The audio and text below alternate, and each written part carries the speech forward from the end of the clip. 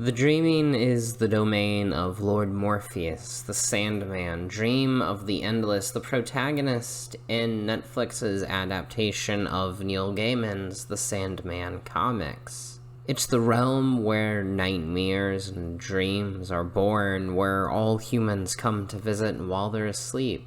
But Dream's realm doesn't begin when we close our eyes at night and end with their opening in the morning. His domain extends over the waking dreams as well. The kind we hold close to our hearts. Dreams for the future, of what we want to be, of how we might change. These sustaining dreams are also his to command, and the Sandman has several interesting ideas about what it means to dream, and why we do it. The first season of The Sandman is written in 2 arcs. After his imprisonment by the human sorcerer Roderick Burgess, Dream is trapped in London for a century, and his tools of office, a ruby, a bag of sand, and a helm that together represent him as Dream of the Endless and contain much of his power, are stolen. After breaking free from his prison, Dream tracks down these artifacts while contending with the mortals who have come into contact with them. This comprises the first 5 episodes of the 10-episode series, with the second half concerning Dream and a young woman named Rose Walker. Rose is an oddity, a dream vortex with the power to unmake the entire universe around her, and Dream must deal with Rose while locating dreams and nightmares that fled the dreaming in his absence, all while trying to find some semblance of meaning in his own existence. It's a lot. So let's start by talking about Dream. He's a favorite character archetype of mine, an anthropomorphic personification of a concept. Stories with personifications like these are ripe for philosophy and metaphor and just examining the human condition. How better can you examine ideas of humanity and the world we live in than by taking death and dream and desire, these incorporeal, ethereal concepts, and giving them human form? How relatable is it to see these immortal beings fumble about like us, trying to find meaning? What can we learn from watching these stories?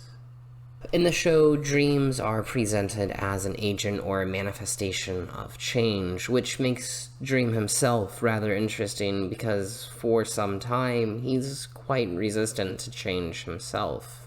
When he finally breaks free of his prison and finds that the dreaming has fallen into disrepair in his absence and many of his creations have fled, Death's obsessed with finding his tools of power, then bringing everything back. All he wants is to return the dreaming to the way it was a century before, refusing to acknowledge change at all, going so far as denying the ability of others to change, as we see when he confronts Galt. But the world changes around Morpheus, whether he likes it or not. In his absence, his royal librarian, Lucian, ran the crumbling dreaming the best she could, and the dreams now refer to her before Dream. His own realm has fallen to dust. He finds a nightmare trying to change herself, trying to become a dream. Even Rose defies everything that Dream knows about dream vortexes, as she is capable of entering the dreaming and even dismissing Morpheus in one of my favorite scenes in the show. However, change is just a part of what dreams are, both to this show and us, and to Dream. As said before, he spends time trying to understand what he's supposed to be. He also doesn't seem to understand humanity all that well, despite crafting such intimate pieces of our lives. One of the most important parts of dreams to the story is how they inspire. A fairly simple storytelling concept that took me some time to grasp and understand is the idea I call inverse storytelling. It's nothing too fancy. Essentially, for a story to be about any thematic element, it is by nature about the inverse of that thematic element. A story about death is necessarily a story about life. A story of freedom must also be about oppression. A joyful tale must contain sorrow, because these elements define each other by their absence. We are alive so long as we are not dead, and we're dead when we're no longer alive. Freedom means we exist without being oppressed, and we're only joyful in the absence of sadness. And we need to understand the inverse to hold these ideals. Have we ever been happy if we've never felt sorrow? Can we appreciate life without the knowledge it will end? So what would be the inverse of dreams? At the very least, the Sandman proposes that it must be reality. It goes further than that, though, suggesting dreams don't just counter reality, but insulate us from its harsh truths. One of the foes Dream contends with is John, a man who got a hold of Dream's ruby. John wanted to use the ruby to create the just world of his dreams, one of pure honesty, one without lies.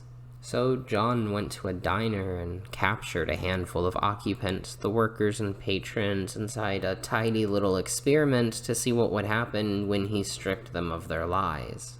The night descends into a torrent of debauchery and sex and lies exposed and eventually assault and murder. These people crumble beneath John's truth.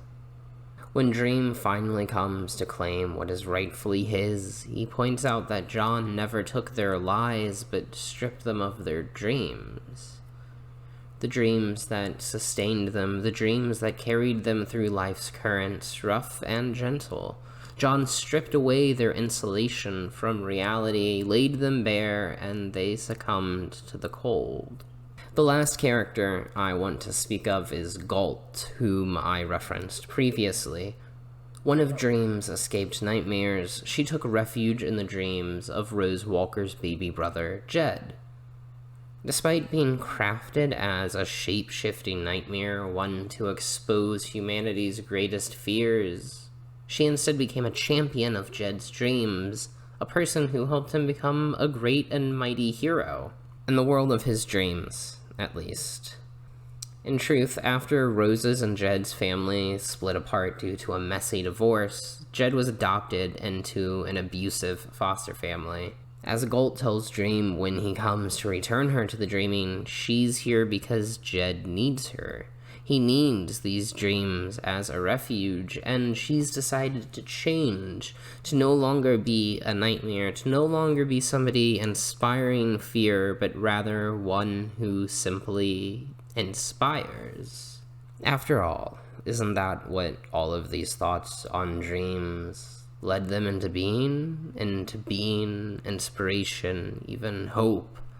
The one thing that stands against the anti-life that will sweep across all that is at the end of time. At their purest, dreams inspire us to change ourselves or the world around us, but they inspire us all the same. They keep us safe from the harshness of reality, promising the hope for a better tomorrow, a better world, a better version of ourselves. Why else would we dream, if not to feel the promise of hope? And of course it is necessary. Of course we need Lord Morpheus and his dreaming, because if we didn't have that hope, that glimpse of change, if we couldn't dream anymore of our family or our siblings or our friends or our loves, if all we have awaiting us is the truth of reality, then what's the point?